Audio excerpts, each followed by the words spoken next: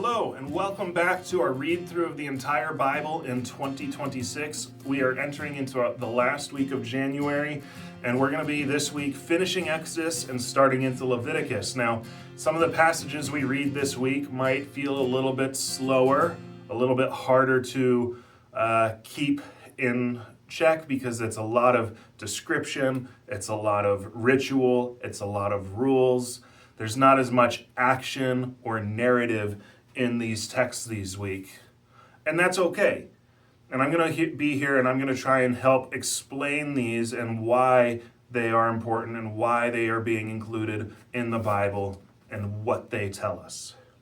Now we're going to be starting back in Exodus chapter 27. This is about halfway through God describing to Moses everything that he needs to build in order for them to properly worship God. He's already told them about the Ark of the Covenant, the Tabernacle, and now he goes through and he starts talking about the altar that burnt offerings are supposed to be on, and the clothes for the priests, and how to consecrate the priests, and the altar of incense, and the recipes for the anointing oil and the incense, and all the different things that they need. And then he gets to this point where he's finally described all of this, and he says, I'm picking out two people, Bezalel and Oholiab. They are going to be the main people in putting all this together. They are the skilled craftsmen that are going to guide everyone else into building the tabernacle and everything in it. And then it says that God gave to Moses the stone tablets that had the Ten Commandments written on them. And as soon as that happens, we transition back down to the bottom of the mountain where the Israelites have been waiting for 40 days for Moses, and now they think he's probably dead. They don't know what's happened to him. They go to Aaron and they say, okay, you're our new leader. Give us a God that we can worship, because that's why we're here. And so Aaron builds the golden calf. Now, I'm just going to say this. The golden calf, we see it here, it gets destroyed, but then it starts popping back up throughout the rest of the Old Testament. We see it appear time and time and time again, and eventually it's given a name, Baal, one of the chief Canaanite gods.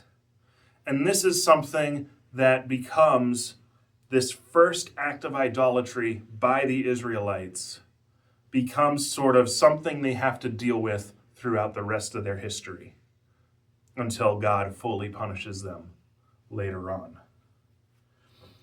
And so God is very unhappy because he's just established his covenant with these people, and then he's been explaining to Moses how this is going to work, and all of a sudden they're breaking the covenant, they're worshiping another god, a false god.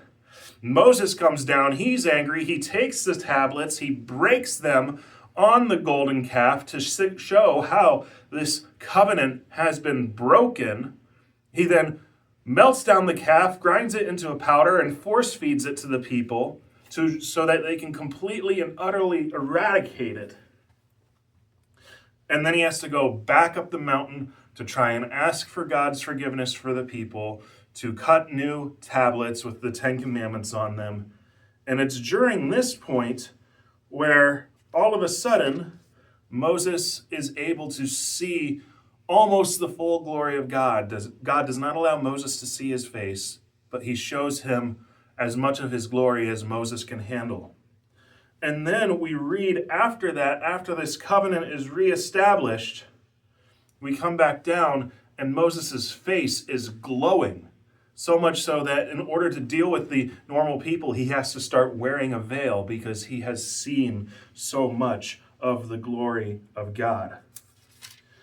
Now, once this is all back in place, once the sins of worshiping the golden calf have been dealt with, the rest of the book of Exodus is them making all the stuff that God told them to make. The Ark of the Covenant, the Tabernacle, the altars for burnt offering and incense, and the priestly garments.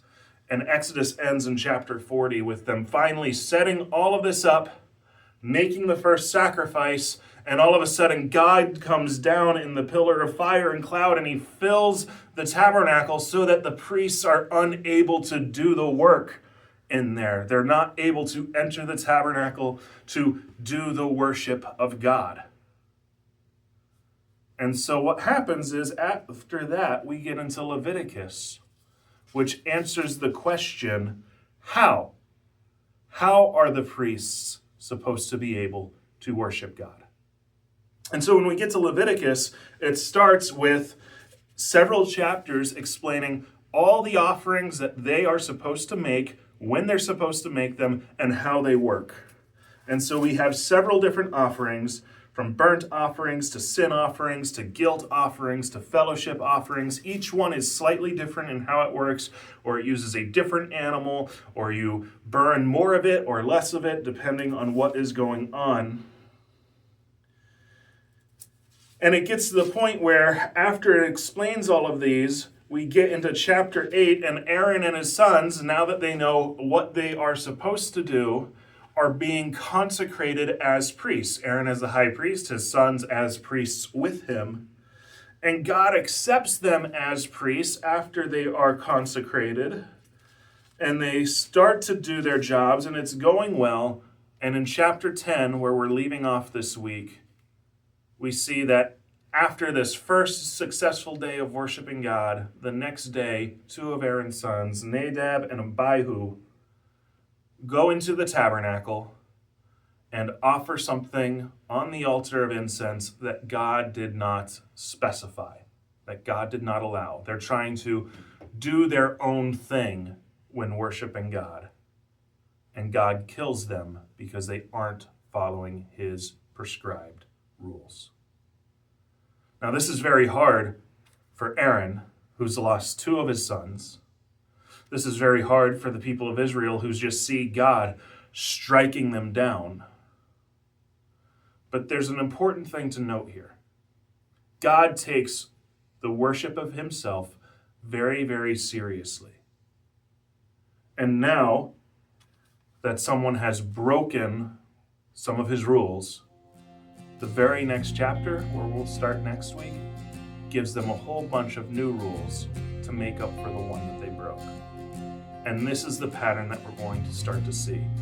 Every time someone breaks, or the people of Israel break one of God's commands, he has to add in more in order to make up for it. It's almost this spiral that slowly grows out of control. But that is where we'll start next week.